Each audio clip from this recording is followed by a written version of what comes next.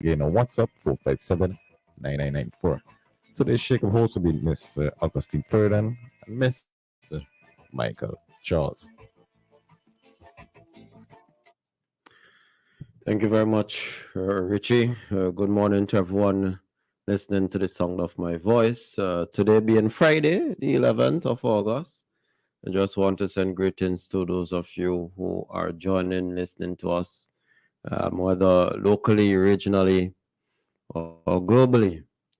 Greetings to our Consul General in Canada, Mr. Fitzhuggins, also to Mr. McIntosh, and to my good friend in the Far East, in Oman, Mr. Darren Grant and his family. Also, greetings to those of you who are joining and listening to us via Garifuna and Star Radio this morning. And those of you who are also locked on social media via WEFM 99.9 Facebook page on the live. Well, as usual, we use today to more or less round up what happened so far throughout this week. And of course, in studio with me is none other than Mr. Michael Charles, aka Commissioner Charles. So, Charlo, Pleasant good morning. Pleasant good morning, Comrade Augustine. Good morning, Richie.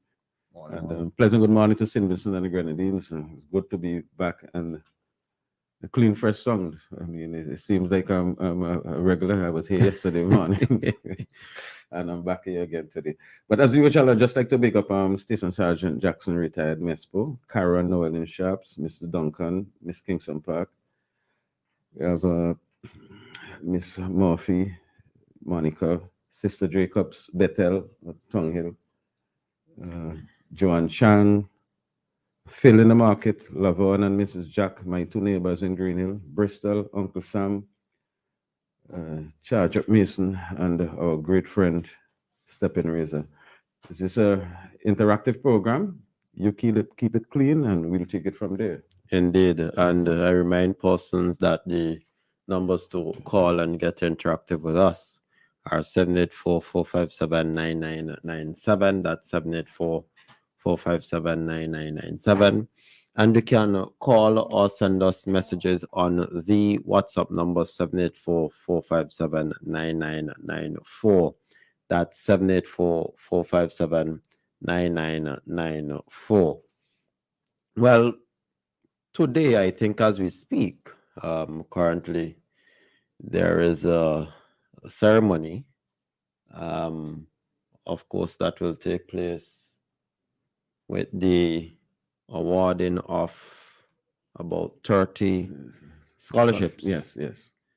They're about, I understand that one of the recipient of this scholarship will be studying more or less aeronautical engineering Wow.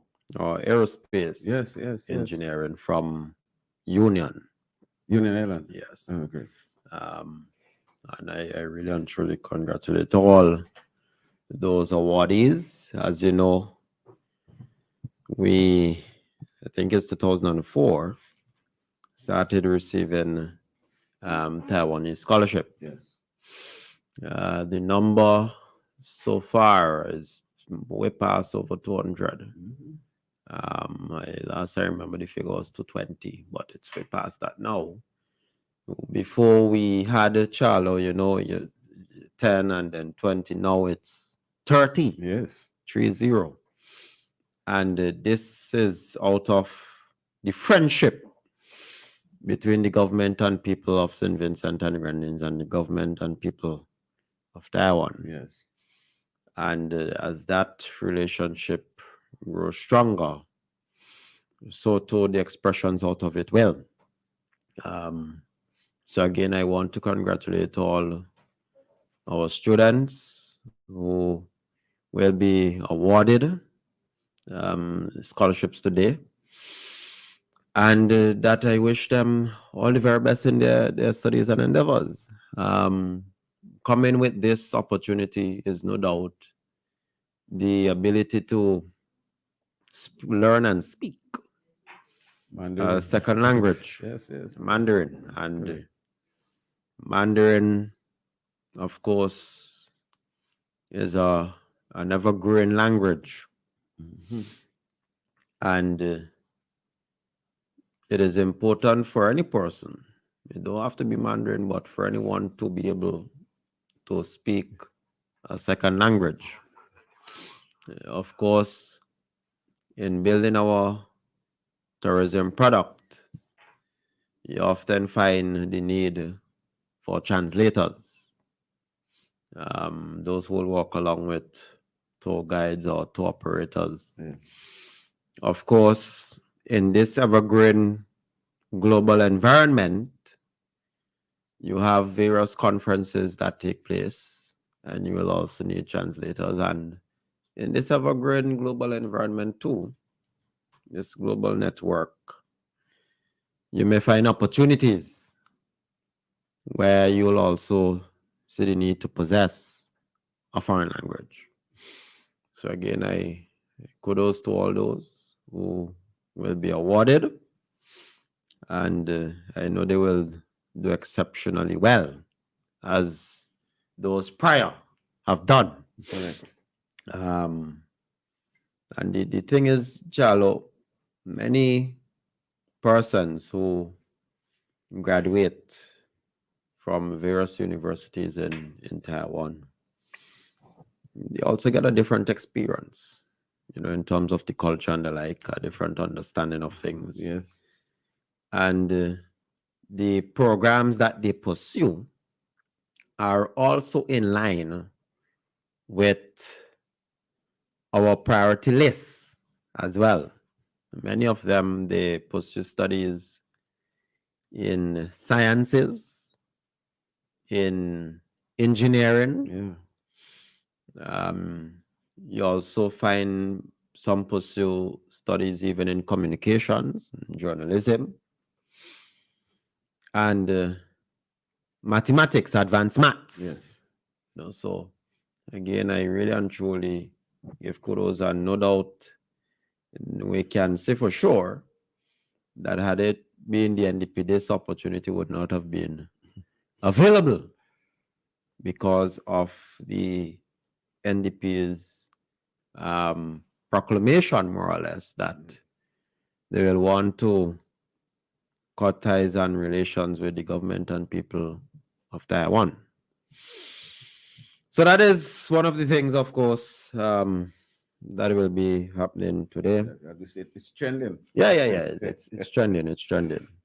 Charlo, I'm not sure if you heard recently. I think it Wednesday when it was announced. Of course, we now have the MRI machine, and my understanding, and I think it's also circulated online, that PS Knights was used as the first person. Well, I mean, if you're the head of the ministry, by all means, you're supposed to be the Correct. first person going in to sample it. It's always good to lead by Yes. example. So, you know what I mean? He first went in and basically, they make sure that the MRI machine is fully operational, and it is. But one of the thing is that there will be a discount for nationals and even CARICOM nationals, persons within the region. For nationals, 30%, and non-nationals, 20%. That's good. In terms of the costing of the services that are afforded to persons, both local and regional and elsewhere. And it's not the first time that we've done this sort of thing. I mean, last year, the last quarter of last year, I know the government of St. Vincent and Grenadines, through the Ministry of Health, had a moratorium on the cost of dialysis. Correct. Treatment. And many persons, again, patients benefited from that initiative. And it goes to show the soul and the heart of the government. And Georgetown, I hear some persons, they say, Georgetown is very far. But if you look at St. Vincent, mainland, you will see that compared to many other countries, we are like a county, Correct. a community, a town, Yeah. And just as how else we're abroad, you travel miles upon miles to get these services, health services and the like.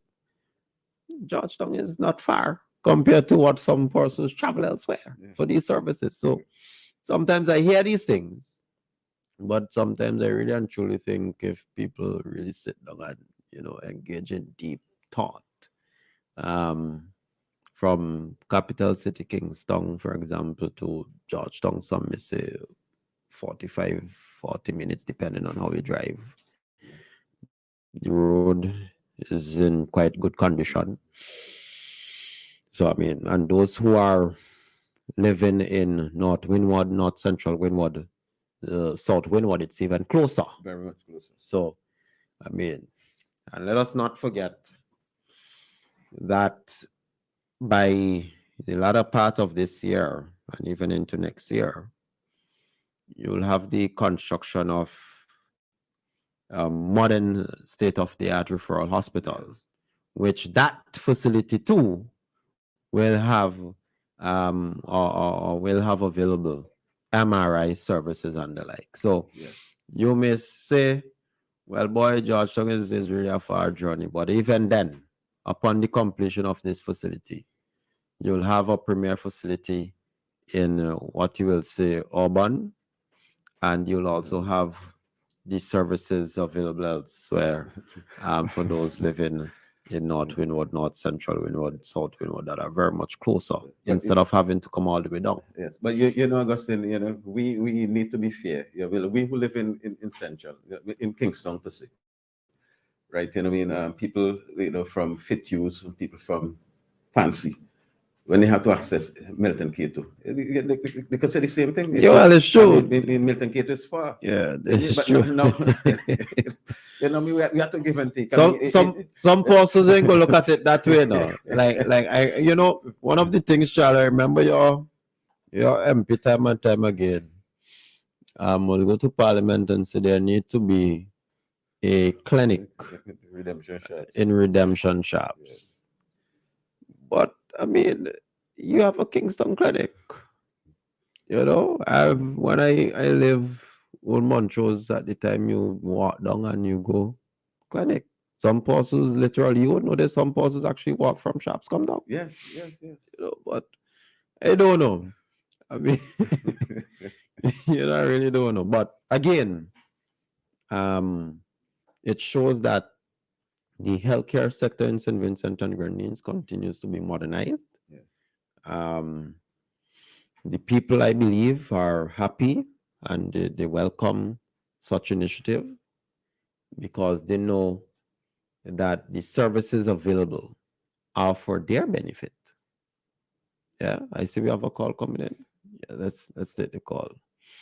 Good morning, call. Welcome to Shakeup. Welcome to Shakeup, Carla. Good morning, Charlo and Fordy. Pleasant good good morning, morning. my brother. Yeah, it's smiling all of us to hear that the MRI is up and working. Yes, But it let the is. people then MRI not today for tomorrow. Because in America, any hospital you go and doctor, they give you a MRI. You have plenty of people who want to get the MRI. Some they get 3 months, 4 months. You might find it a long time, but in America, when you go to the doctor, say you have to get an MRI, you have to get this together. And then when you go down, you have to make an appointment. You understand?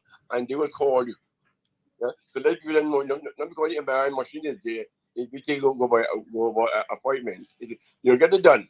But that's a patient. When you go to the doctor, say, yeah, no, look at to go for the MRI. You go now, you check it out, you see if they have any date available for you, and you fit in. It might take a month or 2 or so, but it come in. You understand? So that's my contribution. So Thank you. Thank you very Yeah, much. thanks for your contribution. Well, my the thing brother. is, we approach similar, I mean, persons go to a health facility depending on what you go there for. You get an appointment, just as how some persons, even at the modern medical as we speak, because there's colonoscopy and thing that goes on at modern medical, and you make an appointment and they'll let you know when to come. But these things, they're available there for many to to use. And like I said, the advances are continuing to be made in healthcare sector in this country. Just recently, we saw some more doctors who graduated in Cuba, and they too, of course, will return home and make their own contribution here in St. Vincent and the Grenadines. There's another thing that we noticed, Charlo. St. Vincent, and we've been buzzing with a lot of visits. I know recently we had at, I think it's UE Open Campus, I believe that was held. The regional preparatory meeting for small island developing states, where of course they touch on a lot of issues pertaining to climate change, which is of course affecting us as small island developing states. Of course, they had the Minister of Foreign Affairs also who made presentation there. Of course, with these sort of things, including sporting events too, because remember just recently we had cricket, and we had squash as well. Under 19, correct. So when you see these things, and I think there's another team that arrived either yesterday, but these things, no doubt, they also contribute to our economy. Because then you have to find accommodation, you have to deal with transport, you have to deal with catering and the like. It shows that St. Vincent and Grenadines, even as a small island developing state, we continue to move up. We continue to become a center, more or less, in a lot of things that are happening regionally and even globally. And of course, it helps to put us out there, regionally and globally as well. And the hoteliers, I'm quite sure they're happy. And no doubt we have seen more and more of this sort of thing. And when the Sandals Hotel or resort is complete, I'm quite sure we'll see more of it, including large delegations coming to St. Vincent and the Grenadines. It is just a few years ago, Charlie, we had the visit of the president of Taiwan. Just a few years ago. Just a few years ago, we also had the visit of the then Prince, now King Charles. And of course, recently we saw the visit of the former president of Nigeria, the Republic of Nigeria, and the president of the African Exim Bank.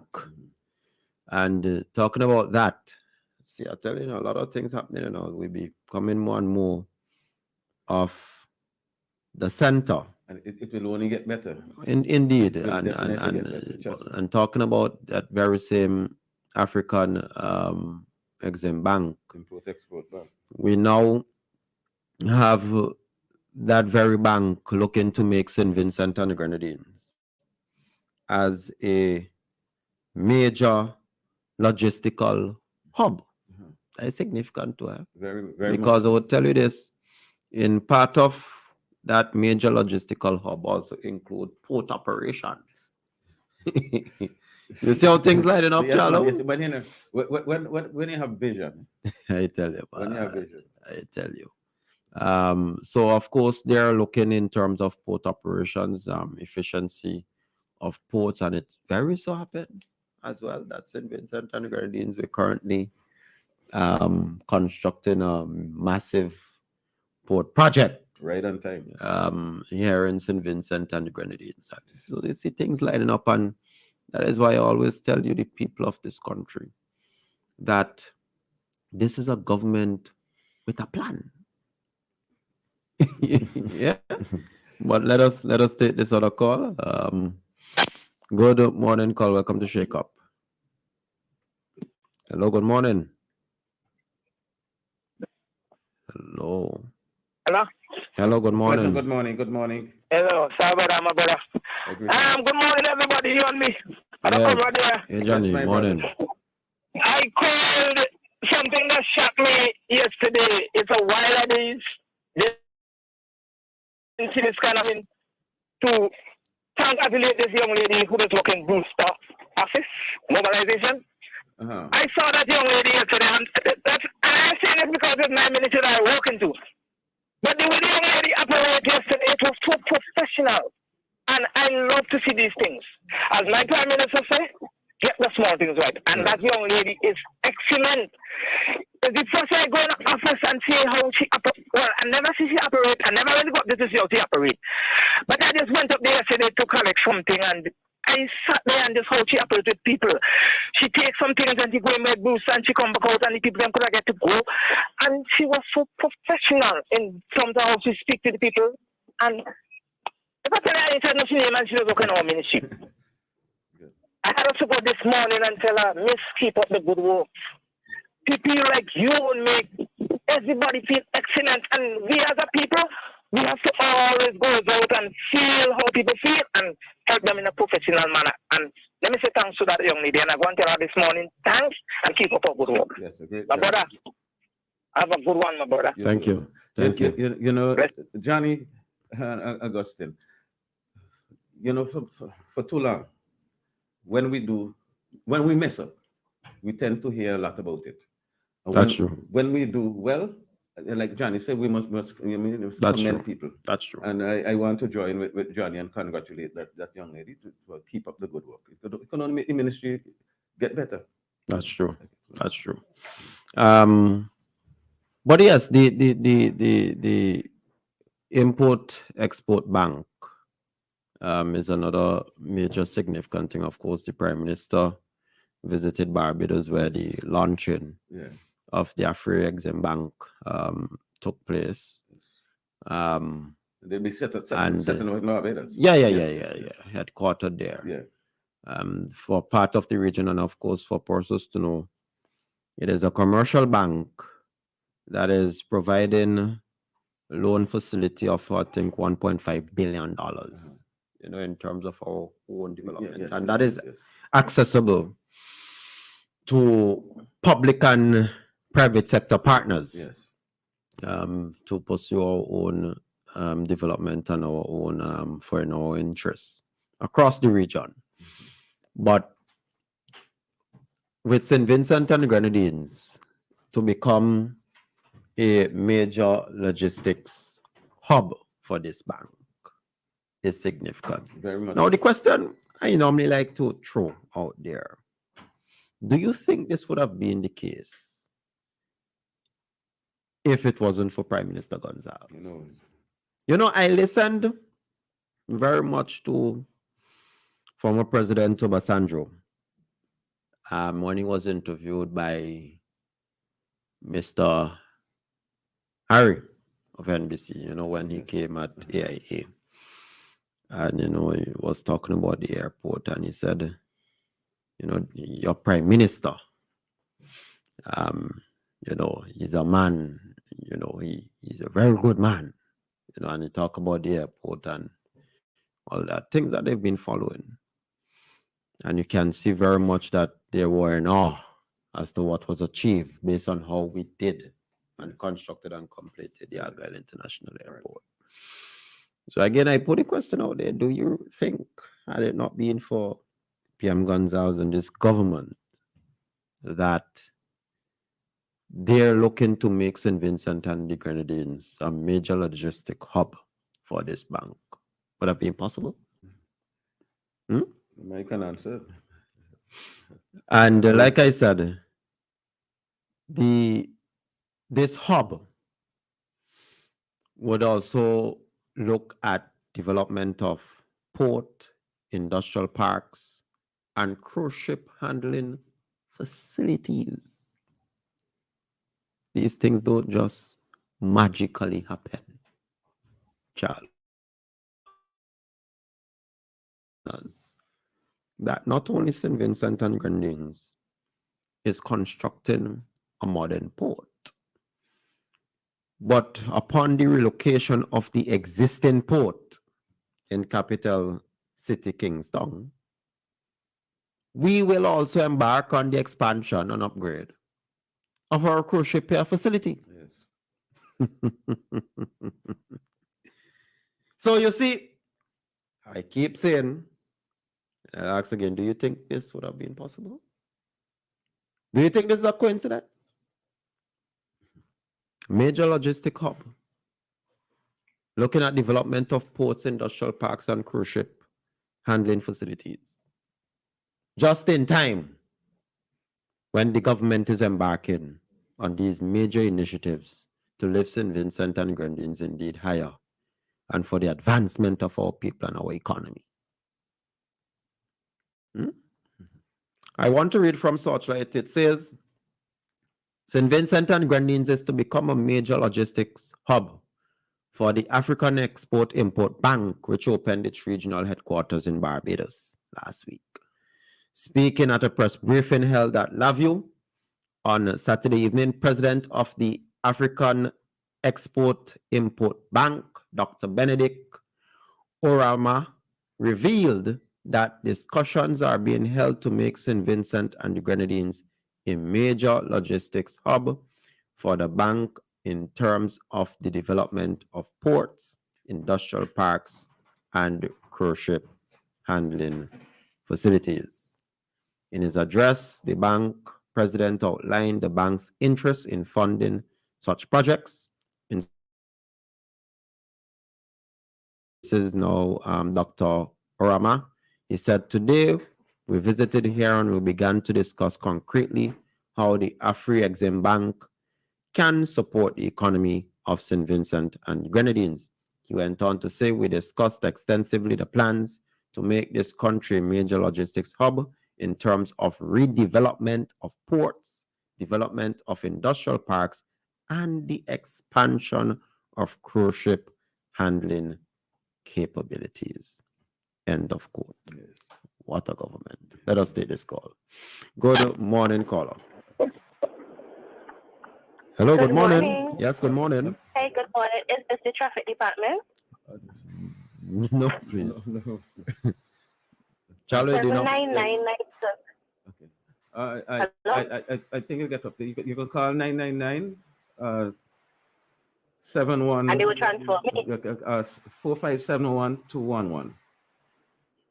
4571 211. And they will put you onto the traffic department. Yes. But yeah. You see how things lining up, Charlo. Yeah. And let us not forget that we have posters like the MP for East Kingston and those in the NDP who are of the opinion that St. Vincent and Grenadines right now do not need no modern port, that we should simply fix up what we have there or upgrade what we have at Cannon Back. Yes. So these things are happening at a time when we are also embarking on constructing a modern port and also where we are looking to upgrade our cruise ship pier facility and of course redevelopment of the eastern part of capital city, Yes. Kingston. And like I said, that this bank is providing loan facility or credit to the region to the tune of $1.5 billion across the region. Now, there's another thing. I think we have another call coming in. Yes. Good morning, caller. Welcome to Shakeup. Hello, good morning, good morning. Yes, good morning. Good morning, Mr. Fordy. Good morning, Charlo. Pleasant good morning, my brother. Yeah, I get in there, you know. Soon as school back up, we will start the thing, the Jim Maloney Drum Academy. Right. The professional, the aspiring star is one of the big students, eh? Right. I hear you. At that time, we don't have the thing right now. Okay, man. Anyway, and look how things shaping up. African Exempt Bank coming to St. Vincent, transition overall, you know. Yes. I want to make people understand what's taking place in the world. Mm-hmm. there is a transition going on in the world. They bought up a new world order, you know. I hear a lot of people talking about new world order, but I wonder who giving the orders? Marcus Garvey, Walter Rodney, all them man James, Simon Bolivia. These dreams come into fruition. Great ideas never die, you know. They just only one hibernation and then resurge in a wave. And you see it taking place right now, and look at it. We have a leader with vision, Hussein behind corner. Look at the thing with the nurse. Medical, look at the thing with the nurse. The man start to pay people to go and become to run as nurse. When they hear the report, a whole set of country in Africa and other third world countries suffering because the developing world draining the north is them. And people talking about the education revolution irrelevant. Brother, people like me who get locked up in Tongo Subway literature and a lot of we who plant this tree from under the cockroach tree. And now you see it growing. You have a partner, one of the great soldiers, say we must shut up. I wonder if this fellow knows he said you plant a tree and you want to chop it down now, it start to grow fruits. And I don't know what the problem. If you ain't getting enough, I the thing in return you get. But and you know, we want to plant the tree and barren land.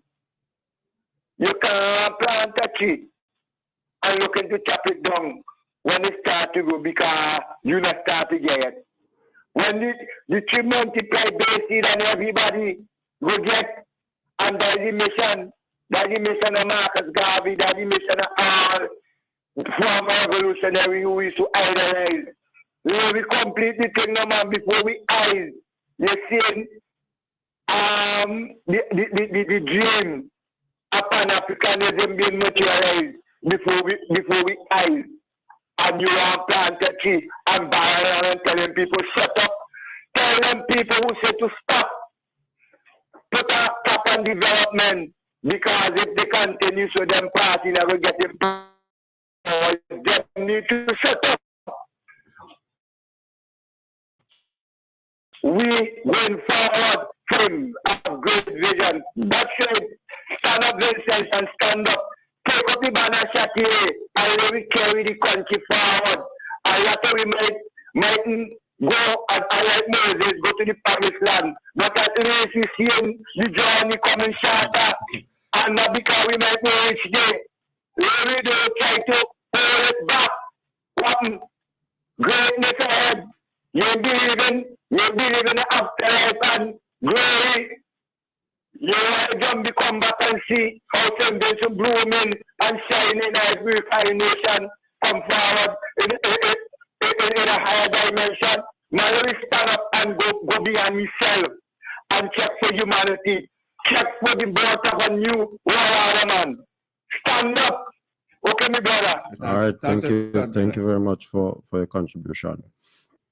But yeah, very significant. Yeah. And that is why it is this government also, Charles, who came up with a development plan, 2013 to 2025, and even the very port project that the government is currently embarking on. It's part of that plan. Yes.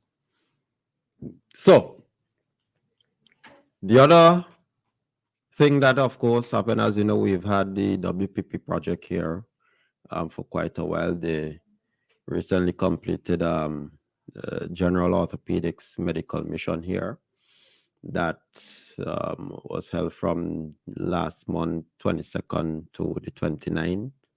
And they conducted over 50 consultations for children, not only from St. Vincent. I was just about to say that. But also from other Caribbean islands. And again, that Charlo, oftentimes you hear the opposition and some persons trash our healthcare sector. But there are many persons I know who are listening who have seen also stories, who have experienced the good work that WPP does at MCMH, Jalo. Many persons who can attest to that. Those who were wondering, had it not been for them, what may have happened to their own infant, where major surgery had to be done on them. Very important. And that also is part of our healthcare sector and system here in the country. And at very affordable cost, you know. Very affordable cost. Exactly. Because elsewhere you would have to pay thousands upon thousands of dollars for that sort of service.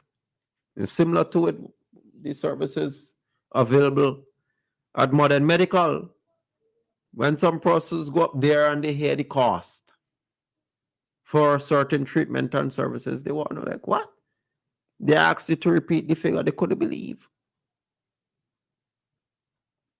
And of course, on the very program here, I will go through and dissect some of the costs for the services, because even I myself, Charlo, just can't believe.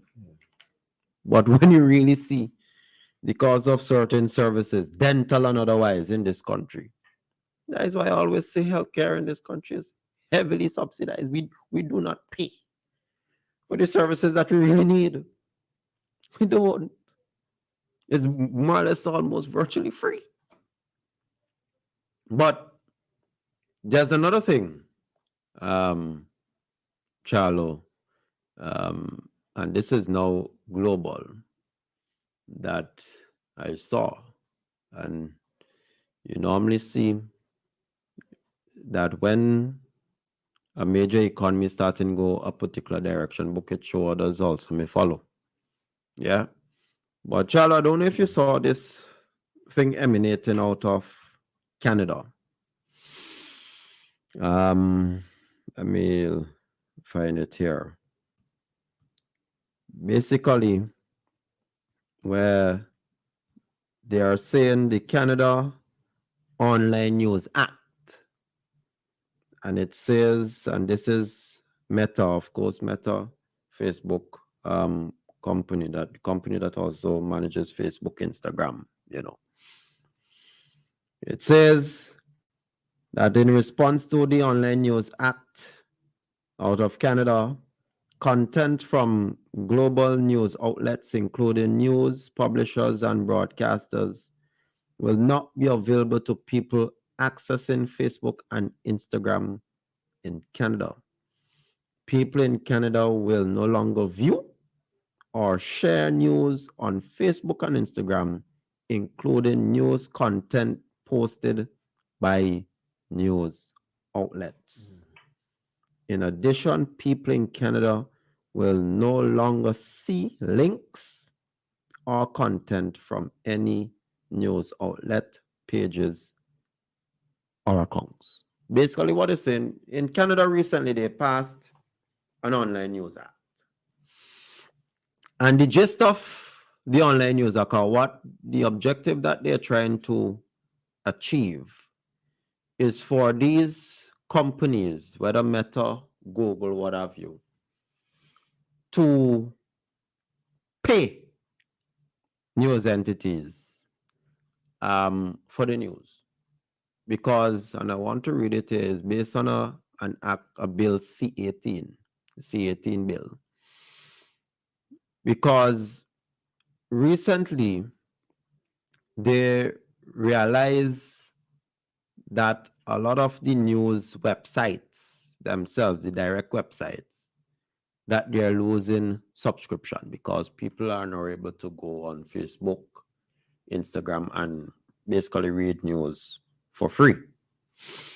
So what the Canadian government is saying, well, you know, since this is the case, and since these news entities in Canada, they are losing a lot of subscription, we will pass an act to have entities like Google and Meta pay these news entities for the news, because they're also losing subscription.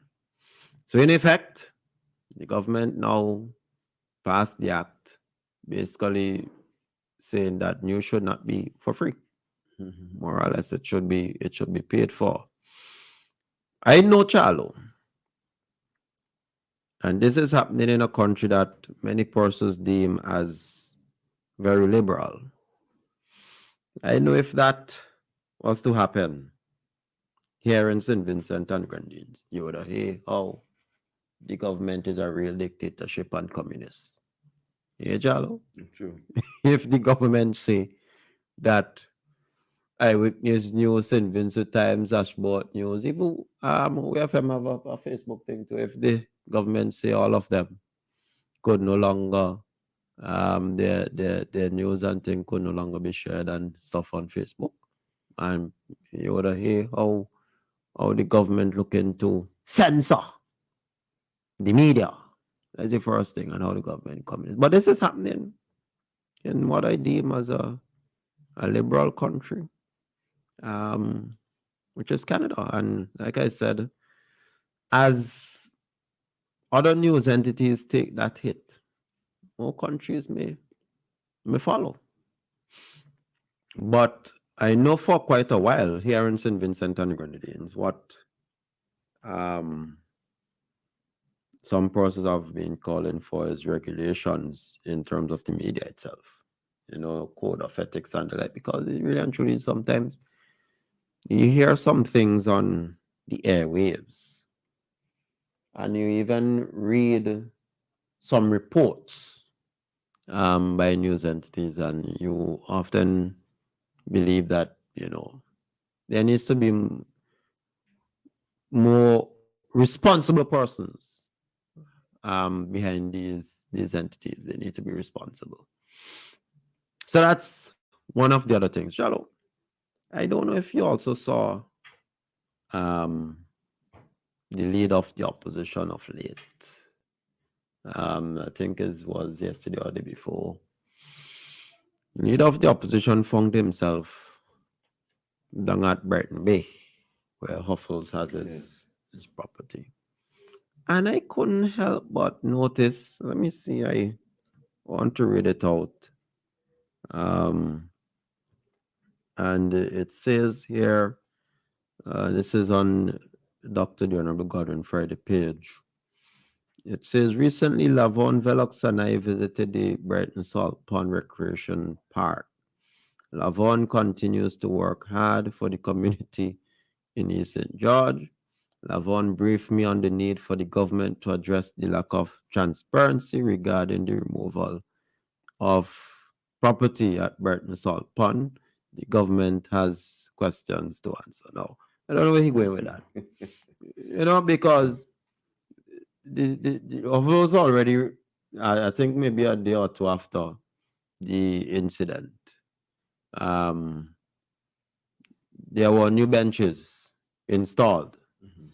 Of course, the very same evening or night, the Minister of Finances, also the MP of the area, told told Huffles and those surrounding, and even the entire country, that the government did not authorize this thing. He did not authorize this thing. What? Then the rivers, parks, and beaches, these were totally wrong, etc., etc. So I don't know what he coming with that government has questions to answer. I want him to answer this, because as you and I know, there's currently a rift in NDP East St. George, in the NDP camp, because you have one camp calling for Mafford Mayors, and understand that Mafford Mayors continues to go about seeking candidacy. And there's another part of the camp who said they don't want Velox anymore. But here we have the leader of the opposition clearly showing his indication as to where he's leaning. Yes. And I saw also another posting by the General Secretary of the NDP, and I want to read it out here, where he said visited Brighton Salt Pond with the boss, Sister Velox. And then just a few minutes after that, it could be coincidental, I don't know, I saw Mafon Mays posted something and said, the devil wants us to worry, God wants us to pray. You know, so it's quite interesting how things are unfolding over there in their camp of chaos. So he needs to answer, because there are more and more people within the NDP who are saying that there's a lot of confusion in the NDP camp that needs to be addressed. So I don't know where he's saying the government has questions to answer. You know, Charlo, talking about the NDP also. You all remember the former Young Dems president, Akisha John. And, you know, because recently we saw the appointment of a new minister and senator, she said, well, look again, Unity Labour Party really and truly indicating that they're for young people. And while the one that, you know, the NDP basically remaining with the same old. Yeah. She said, every time I open Facebook and WhatsApp, this is Vakisha John, former Young Dems president, who was president of Young Dems last year, well, up to May this year. She said, every time I open Facebook and WhatsApp and see another youth appointed to a position under the ULP, I just keep laughing and shaking my head. You know? And again, it goes to show. She said, I want to come down to the part. She said, NDP will lose every time until their supporters and political geniuses who think they know so much on political strategy tell them one thing, now is young people time. Ralph gets it. As the person who was Young Dems president from last year up to me this year now. Yeah, Charlo. Yes. She's saying that Prime Minister Dr. Ralph Gonsalves gets it, that he knows that you have to give young people time to lead. Yes. That's what she said about the party that she also was president of their Young Dems. They ain't get it yet. And I don't think they will ever get it. But then you'll have your MP come and asking, well, why are not so many young people following the Unity Labour Party? And then is the age to be wrong. Yeah. She said Ring the the Unity Labour Party and Dr. Ralph Gonsalves gets it. That you have to give the young people the room and the opportunity to lead, to grow. But she said the NDP ain't get it. The NDP ain't get it. And we all know, of course, where she went on many times, you know, basically saying that all the NDP does do is more or less use young people. Put them on a stage and say, hey, we have young people here, but really and truly don't give them the opportunity to thrive and shine. But again, anyone looking can see that the NDP is not about young people. Look, you look inside the Unity Labour Party, you look inside the government itself.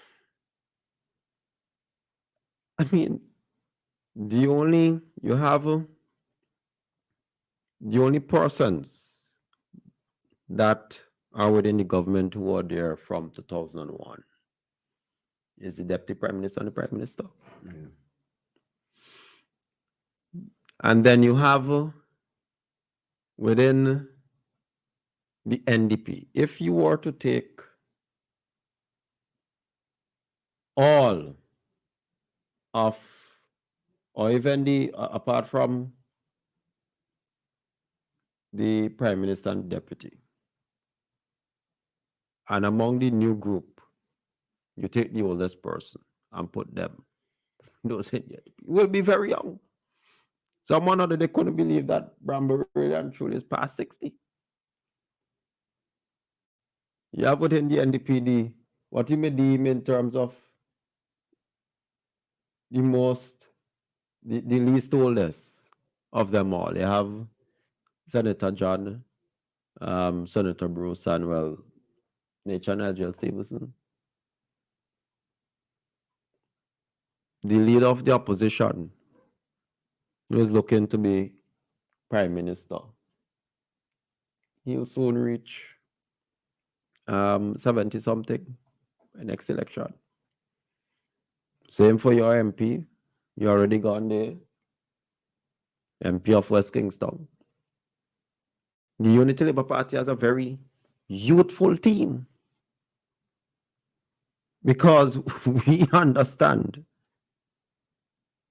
that you have to, when you're building this thing with the education revolution and equipping persons with the knowledge, and where PM Gonzalez himself said, even since 2015, that you will see more and more young persons emerging in the administration, the government administration, in management positions. And you see it from among permanent secretaries, directors, the attorney general, and the like. You see it. You see in the statutory entities, including the NBC. You see it. But what the NDP go? Same old. Because they really and truly do not see young people of any value. Yeah, Charlie, they don't. The NDP is not a party that sees young people of having real value to contribute to anything. Save and except maybe to be on camera and to make it look as if they have young people. That is all they care about. But in the Unity Labour Party, you don't see that. You see young people being valued, young people are given the opportunity to thrive, young people are given responsibilities, young people are given opportunity to be part of the administration itself, to make decisions. And you see, even within the government, you have the Minister of Tourism. Minister of Tourism, able 50. You have the Minister of Urban Development, was newly sworn in. You have the Minister of Foreign Affairs, who are 40. You have the Minister of Social Mobilization, who are 40 also.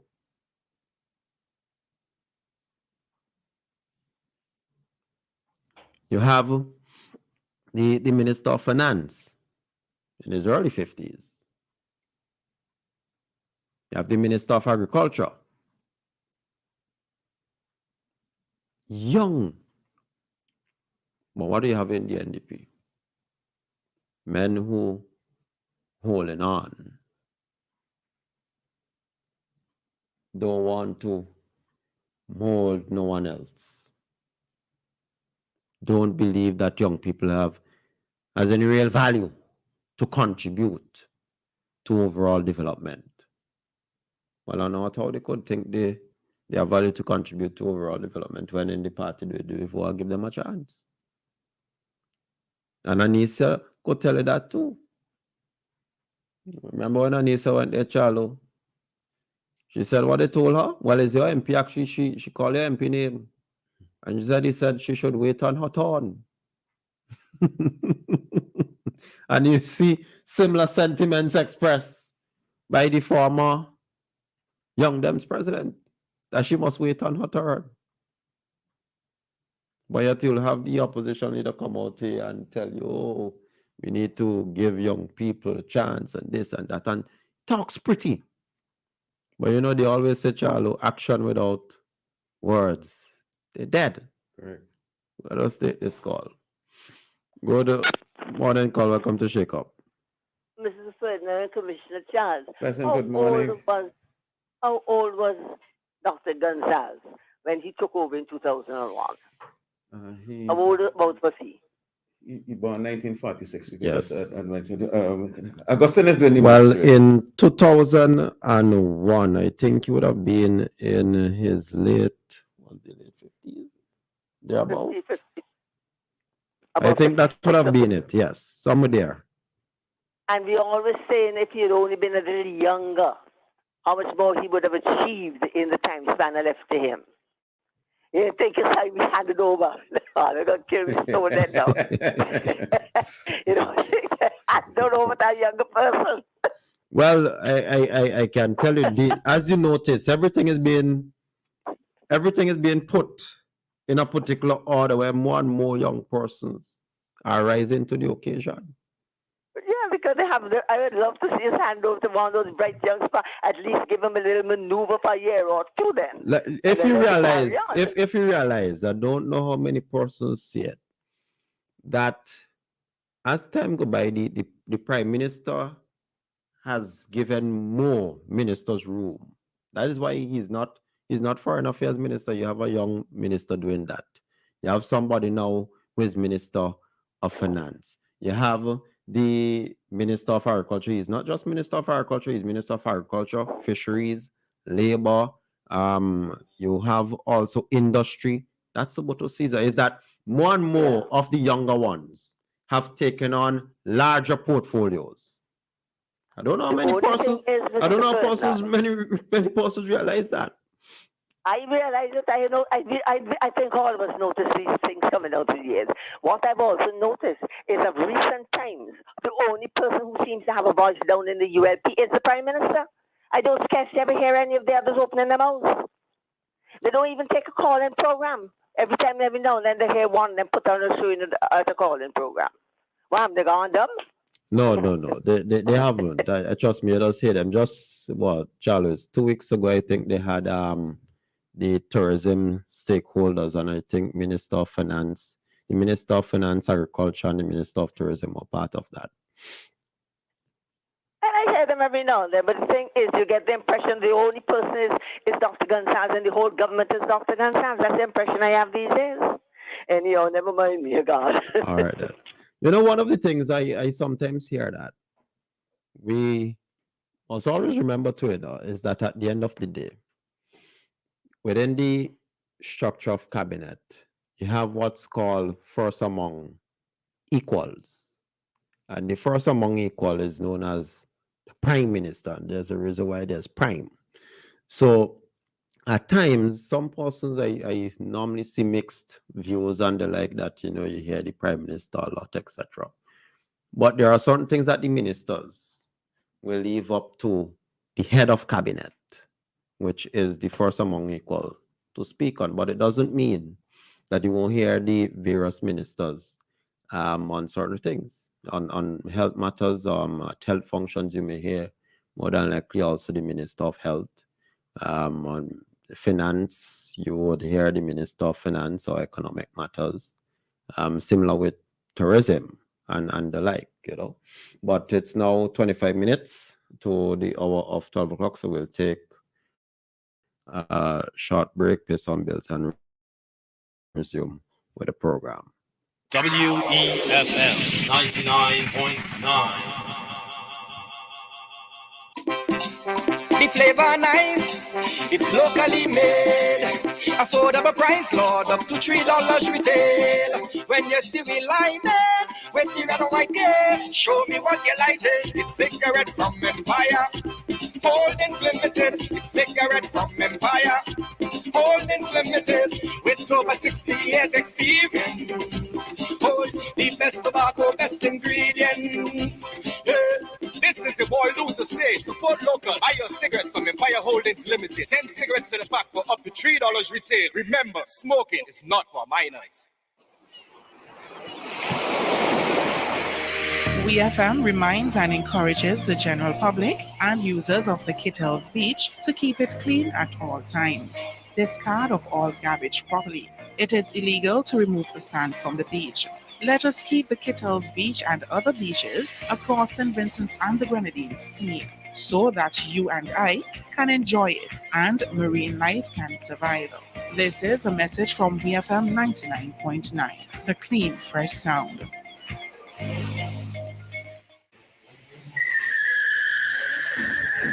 Boy, that's where you getting crushed, you know? Your brakes real good, boy. Now brakes alone good enough. My tires good too. Tires? Where you get them tires, boy? Out by Caribbean Tire Plus, man. They out in Ardersville. Can't miss it. Look for the orange container on them. Plenty parking space and open 7 days a week all thing, man. Monday to Saturday, 8 a.m. to 6 p.m. And on Sundays, 9 a.m. to 4 p.m. Call them today. Caribbean Tire Plus, 784-432-4786 or email ctiresplus@gmail.com.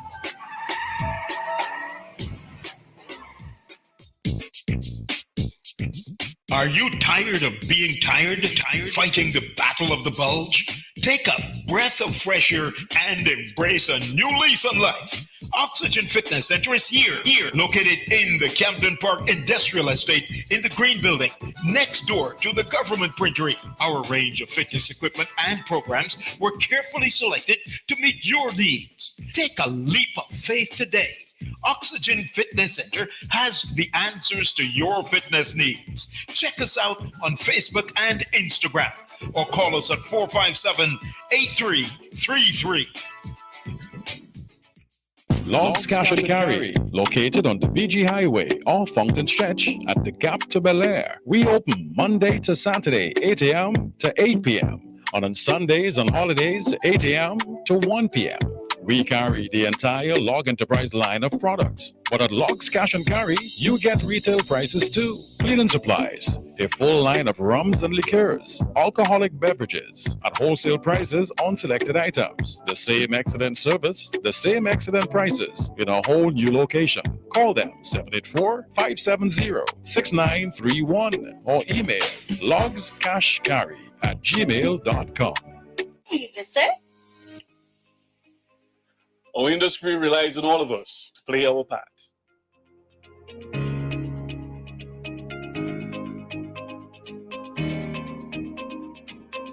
We take pride in showcasing our beautiful island, our craft, our cuisine, and our warm Vincentian hospitality. Each of us play a crucial role in showcasing our vibrant tourism industry. We can create spaces where visitors can unwind, connect with nature, and embrace tranquility of our beautiful surroundings. We need everyone on board to help us create an exceptional experience for our guests. Join us at our National Tourism Community Consultations as we shape the future of tourism in St. Vincent and the Grenadines. It's everyone's business, yeah. Live it, love it, embrace it.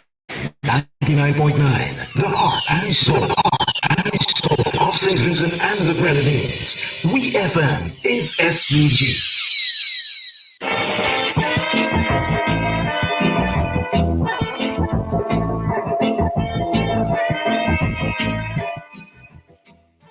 So yes, we are back in studio of WEFM. I am your host, Augustine. Ferdinand, in studio with me is none other than Mr. Michael Charles. Remember, the numbers to call and interact with us are 784-457-9997. That's 784-457-9997. And you can call or send us messages on the WhatsApp number 784-457-9994. That's 784-457-9994. Well, Charles, I know as we speak now, the presentation of the scholarships are ongoing. Yes. But you know, like I said, you see it where more and more of the younger ones within cabinet have taken on more role in basically the development of St. Vincent and Grenadines based on the portfolios allocated. That's significant, you know. You know, so you have the newly appointed minister and senator. Is urban development, energy, seaport, local government. That's a lot, you know. Yes. That's a lot on your plate. You have the Minister of Tourism, culture, sustainable development, and tourism is a big chunk, which you have to focus on because now we are building, we are focusing a lot on tourism in terms of building it and where the service-based economy also is heavily dependent as well on tourism. You have, like I said, the Minister of Agriculture, Fisheries, Industry. You also have Labor under Minister Caesar, and that's a lot because we're building our blue economy, fishing fleet expansion, the partial guarantee credit facility by KCCU, various fishing facilities. We currently have in Barley, the blackfish processing facility in built. I know that within the budget, there's the work to be done on the fisheries complex at Ovia. Currently, the root factory, the construction is actively ongoing there. You have root crops, livestock. You have the fish processing facility at Kalakwa. Currently, you know that the review of minimum wages and talks putting into trade unions and the like. So all that, that Minister Caesar also has to deal with. Finance, of course, everything has to have money. Exactly. And that's the heart. And the thing is, I mean, why? I could imagine. I remember I said during the pandemic, the height of the pandemic, I feel sorry for any finance minister. Yes. Because you have to have money to pay your recurrent expenditure, your usual expenses, but you also have to find money now to give out the necessary supports that you have to do. Whether you have to buy produce love box, and we cannot forget how instrumental Global Medic, and I really actually want to use the opportunity here to thank them, all those who contributed, including Global Medic, in terms of support system here in St. Vincent and the Grenadines, and even Fitzhuggins, the Consul General as well, who intervened and were instrumental in that process. But yeah, you have to find the money. You have to find the money. And, I mean, it was a difficult time for any finance minister, but somehow we made it. The economy even grew during the year of the eruptions of La Soufrière. I mean, it was a marvelous thing to have done. And we continue to see the economy grow. Of course, the Minister of Finance also did some giveaways, because even while things were a bit challenging and difficult, you had the same time. Some of us, we really and truly forget these things, but they reflected in the bank account. The increase in salaries, we've seen that. And as well as the increase in salaries, the reduction in taxes. Correct. So the Minister of Finance was also generous. And where you also had the increase in the threshold for taxable income as well, moving from $20,000 annually to $22,000. Yes. So, despite all of that, the Minister of Finance, I would say, did exceptionally well. Him and his team and his ministry. Correct. And he, of course, Minister of Finance, Minister of Economic Development. You also have, looking at technology and the like. That's a big chunk itself. And then, of course, you have Dr. Brewster in Central Leeward, looking at the various ministries that the Prime Minister often referred to as the heart and the soul of the government. Social mobilization, of course, providing significant amount of social support. He's also Minister of Housing. And remember, we did a lot of construction of homes, again, because of the eruptions of La Soufrière. We also want to thank Mustic Charitable Trust. I think there's more construction ongoing there at the moment, where they also assist. So that's another sizable, but yeah. And it didn't finish because with the passing of Brett, the houses were destroyed, and the government promised to rebuild these houses. Yes, indeed. Yes, so Minister Brewster have a lot. Yeah, a lot on his plate, man. A lot on his plate. Again, all of them young ones with tremendous task. And this is within the government. Well, the NDP don't even want to give them a chance in a political party. Yes. And that, ladies and gentlemen, says a lot. And again, the young people are, of course, they're watching. I mean, we've recently seen at even NBC, Damien Macte, who was a staff here at WEFM. Some may say got a stint here in journalism. Yes. He's now deputy there. You've seen Miss Monroe also, who recently returned from Taiwan, also in management at NBC. They have Mr. Stuart Haynes, very young man, who is director of the NIS. We have the Attorney General, also young, Attorney General of St. Vincent and the Grenadines. So you look across even the state administration, similar thing. And of course, the Prime Minister recently announced the Youth Advisory Council to Cabinet. The head of that council will be Mr. Latchman, and Sir Latchman, very young, younger than I am. You have my friend Adrian Odell. We were in class we were friends from Form 3, even up to present, went to UE and the like to get the same classes.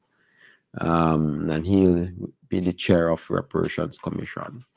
So, and then of course the announcement made by PM Gonzalez of Shakeup, who will be made senator and in due time and parliamentary secretary replacing Mr. Pala. So, I mean, you look across the government, you see young people rising to the top, rising to the occasion, contributing significantly to the development of St. Vincent and Grenadines. While in the NDP, they're being stifled.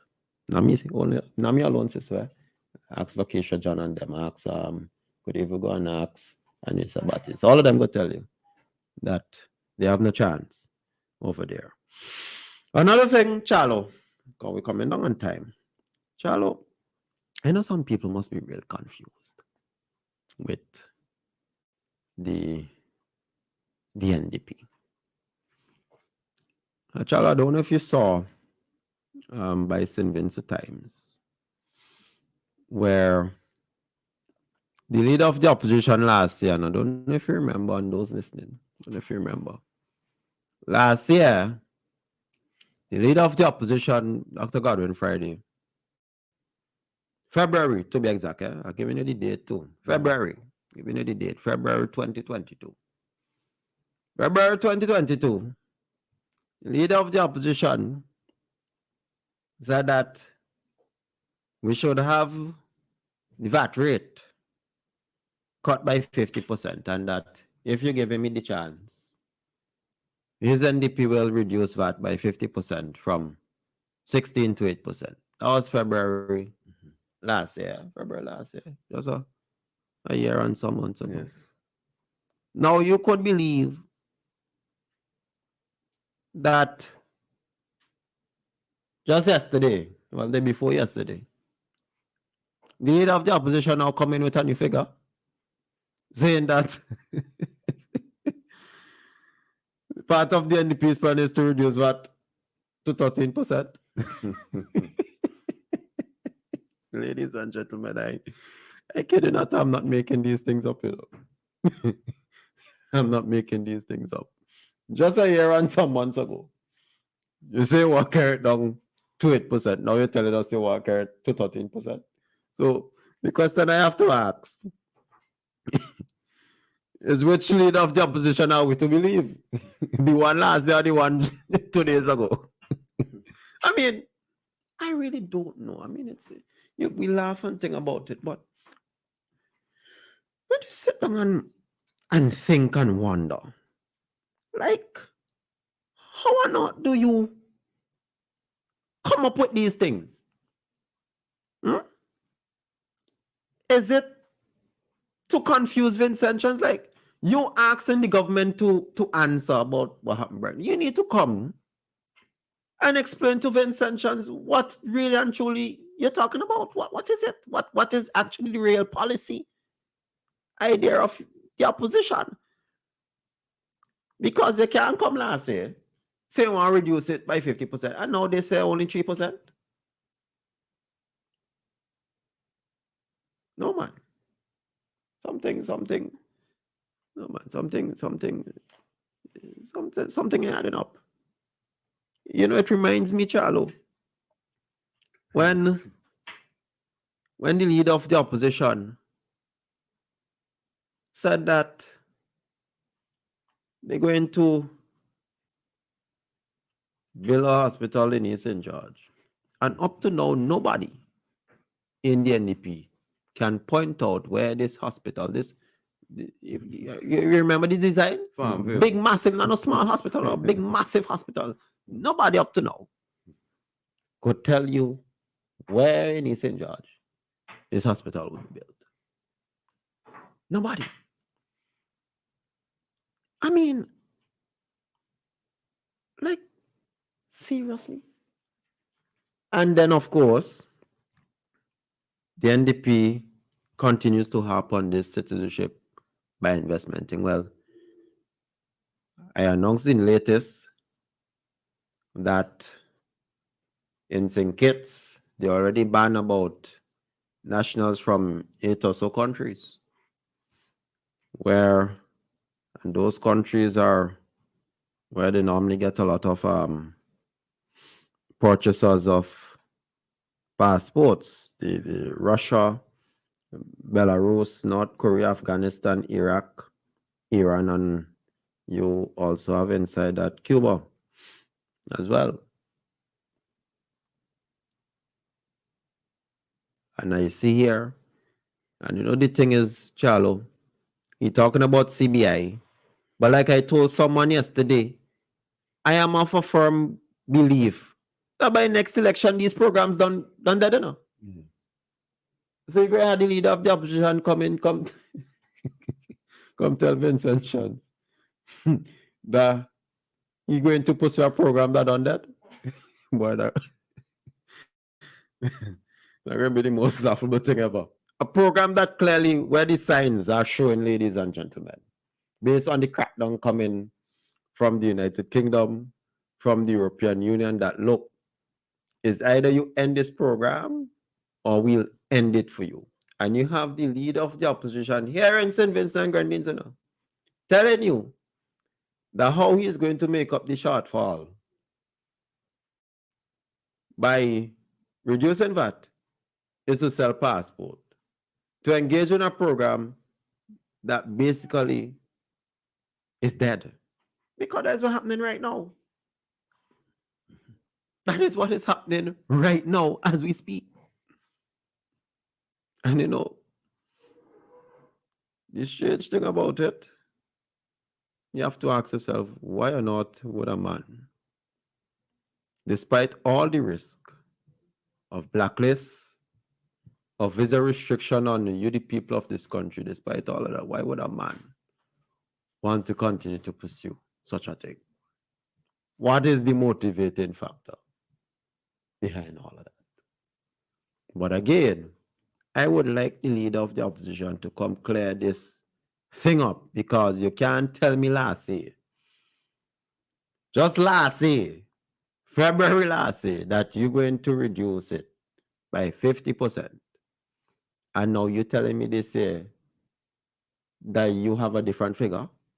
No, you need to come and clear this up for the people. But what it shows, ladies and gentlemen, that the NDP has no real plan. You know how long we've been saying that? Even Brian Dorset and all know this. The NDP has no real plan, and that is why, Charlo, and those listening, the NDP always skip from one issue to the next. You notice that? Y'all ever notice that? They bring up this issue today, and book a show by the next 3 days, they jump on another one.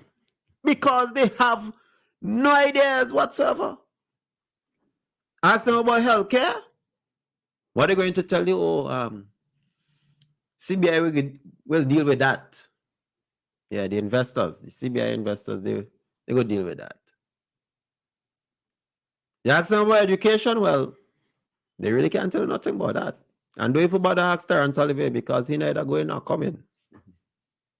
As a matter of fact, he may even Those of you who may be wondering who is Terence Olivier, just to refresh your memory, because really and truly he's neither going nor coming. He's the MP for Southern Grenadines. Yes. Yeah, I know some people, when I tell some people about Terence Olivier, they're like, what that be? So I know some of you may be wondering who he is. He is the MP for Southern Grenadines since what his name, Glenford Stewart. Yes. Since Glenford Stewart left. Don't ask me what are his accomplishments, because I really can't tell you. Maybe you could go and ask him, and he may not even be able to tell you, much less. But yes, he can't tell you anything about education. And they would bother try ask the leader of the option because he has no clue. The NDP has no form, plans, or ideas whatsoever. And that is why, ladies and gentlemen, they skip from one issue to the next. And if they can't find an issue, they make up an issue. Bucket trouble about that. Yeah, man, they good at that. They make up one. So right now, like I mentioned yesterday, NIS, and as the director of the NIS stated, it is in sound financial position, and Charlie, you would know this based on the discussions you had. Yes, yes. But the NDP will drum up something and make you feel as though, boy, NS can't pay you money. But bucket show. And you know, this is how foolish the NDP is really and truly now. Because every fortnight people collect any money. Now, how you could tell me, how you could convince pensioners out there? The NIS in serious problems, they have no money, this and that and the other. And every fortnight people collect any money. And I tell you, but like I said, they go at drumming up issues where there are none. Where there are none. That's how brutal they are, because they have nothing going for them. You ask them about healthcare, all you'll get from Daniel Cummins is that modern medical should not have been in Georgetown. It should have been as an added wing of the Milton Keynes Rural Hospital. Like I said, I don't know if he wanted us to build it in the cemetery or what. Other than that, he can't tell you nothing else. Or maybe he'll tell you that, you know, everything else will be funded, pharmaceutical and everything else, by passport money. Yeah, they're always going back to that passport road. You ask about plan for increased investment. Well, oh yeah, everything will go back to passport again. Passport money. That's it. Yeah, passport money. That is the be all end all. Flagship, man. Yeah, NDP flagship program. yeah. Passport money, man. Everything you want to know right in there. Passport money. Well, good luck to them, because like I said, I have no doubt, Charlo, that by the next election, this program will be no more. And it will be quite interesting and laughable to see the opposition in this country pushing a dead program.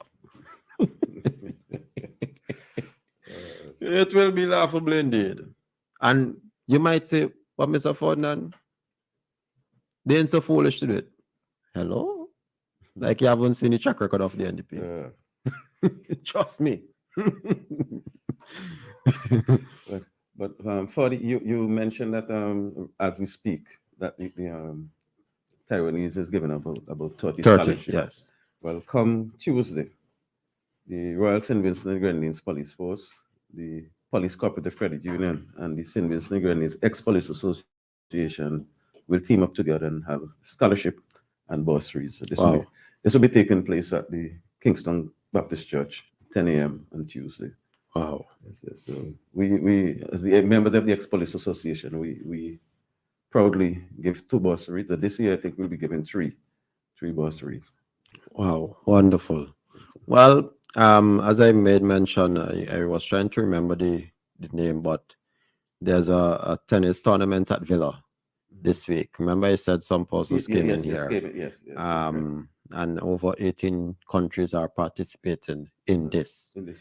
I also want to let persons know that next week, Thursday, we're going to have the launching of the Institute of Governance and Politics at Methodist Church Hall. Of course, you'll hear the ads and more to come, but that's going to take place at Methodist Church Hall, 7 o'clock. So listen out for more on that. And I want to wish everyone